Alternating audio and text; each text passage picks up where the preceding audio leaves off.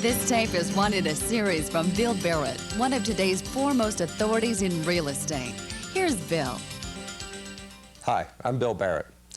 What I'd like to share with you today is some of the options that you have now that your listing has expired off the market.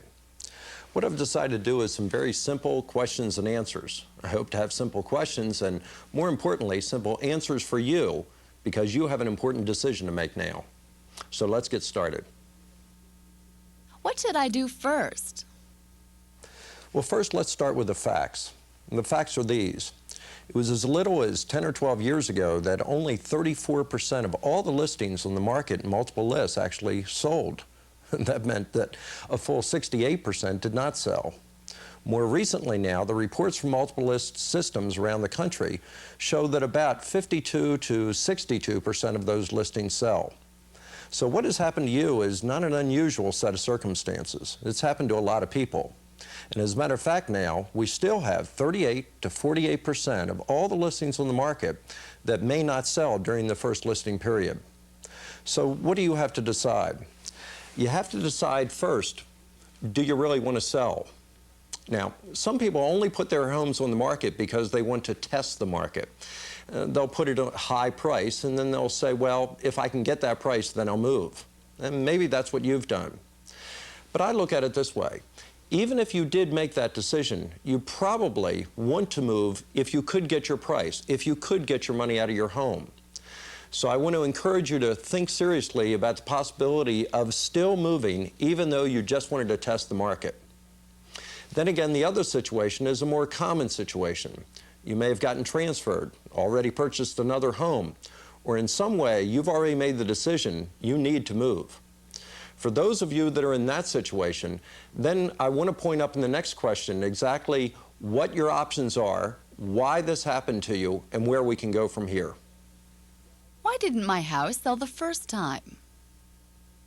There are 4 possible reasons of why your house didn't sell the first time.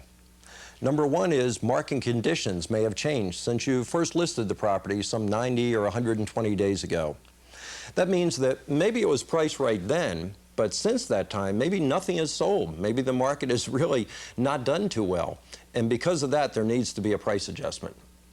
Condition number 2 of why it may not have sold is just the price itself. The price you established that 90 or 120 days ago, it may have been too high. Reason number 3 is the condition of the property itself. And not saying that it's in bad condition, but when compared with other houses in the area at similar prices, they may have been in a little better condition. And finally, reason number 4. Reason number 4 is the realtor's marketing plan. That's the marketing plan that they gave you some time ago, and those are the things that they said they would do.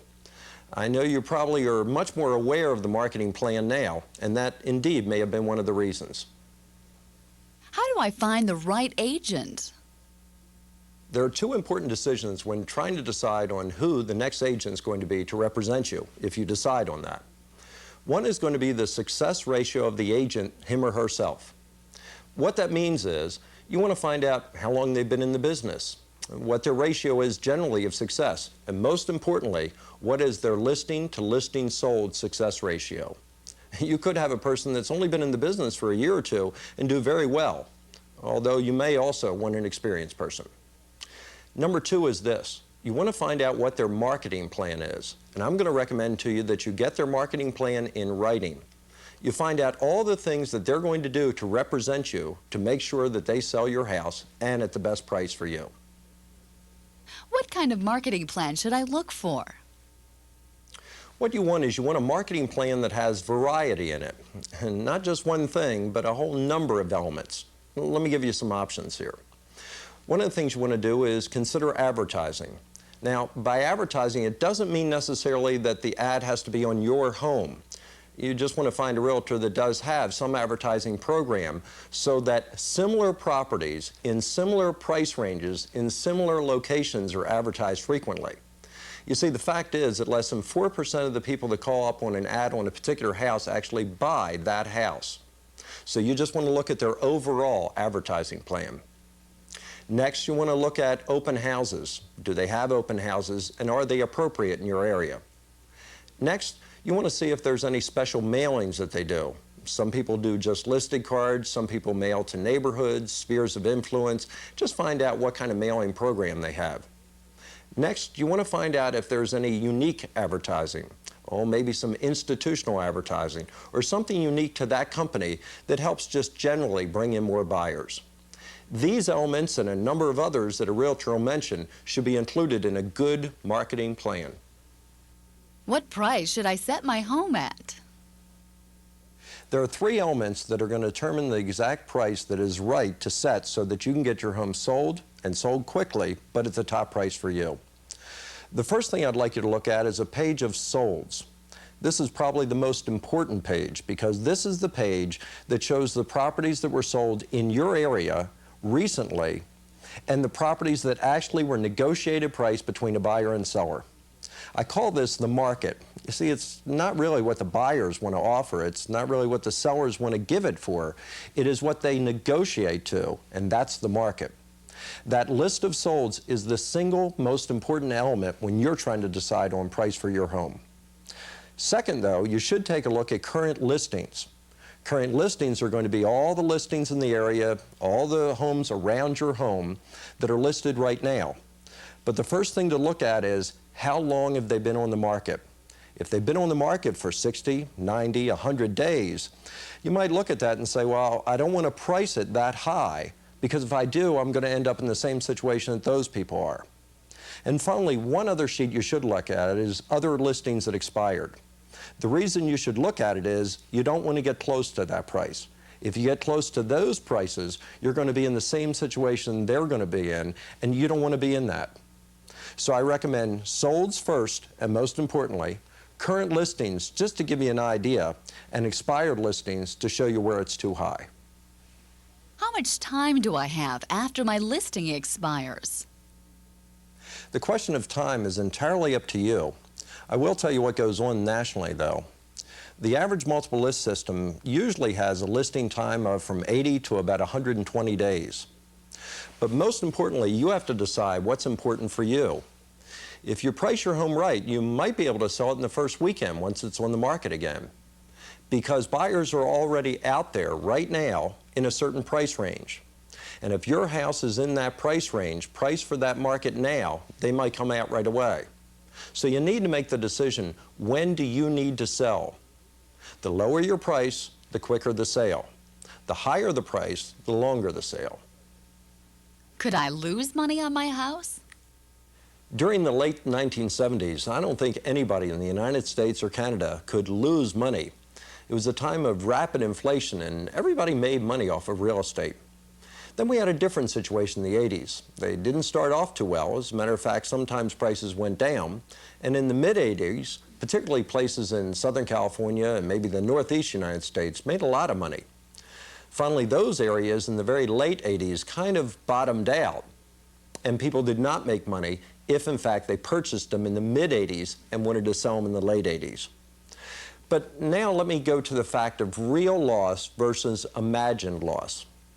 Real loss is where you buy the house for, let's say, $100,000 in 1980 and sell it for $90,000 because that's what the market is in 1990.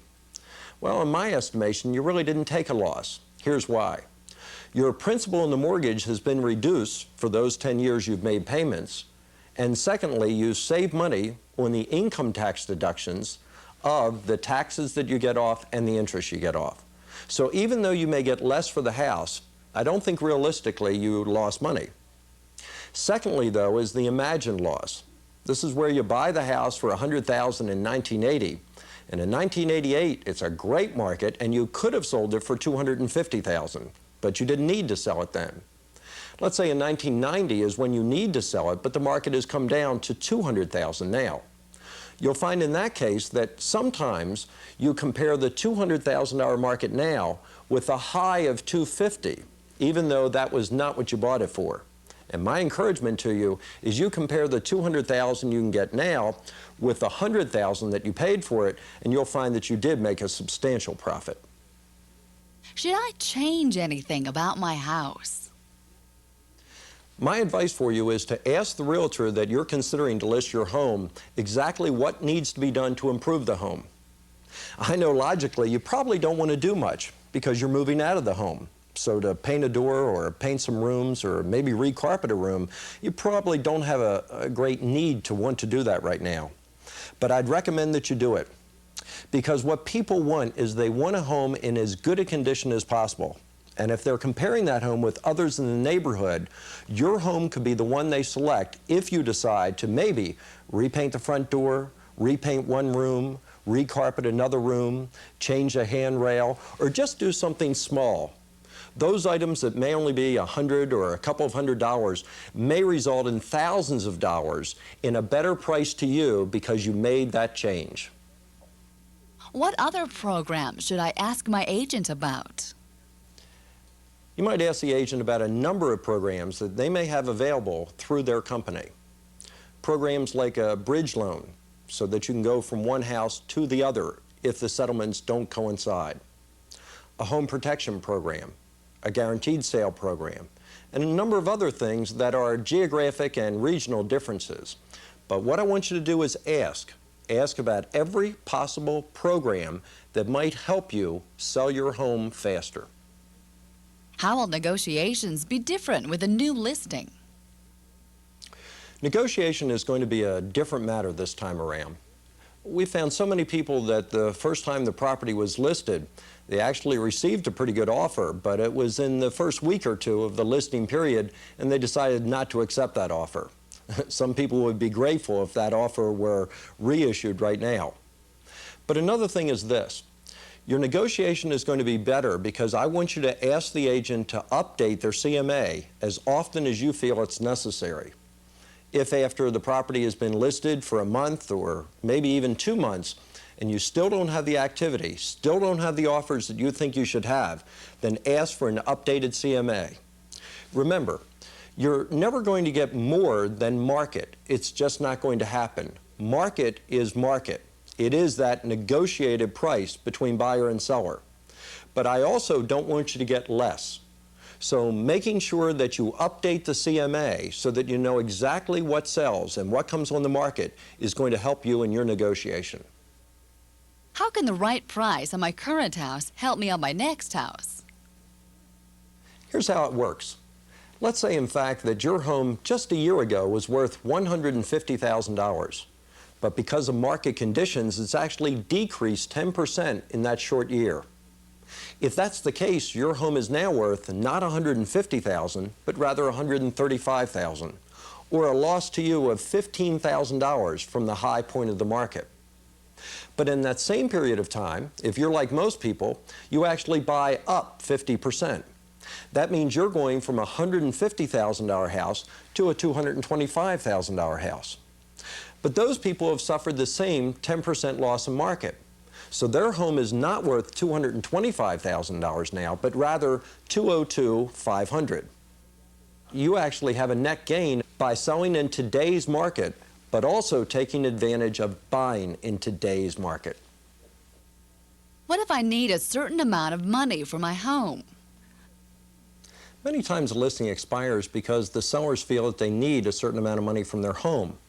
If in fact they don't get that certain amount of money, they really can't sell their home. What I would like you to realistically look at is this. You can never get more for your home than what the market is at a point in time. So now think about your alternatives if you need extra money. One alternative is a savings account of your own. Another alternative is borrowing from a retirement account, like a 401k program.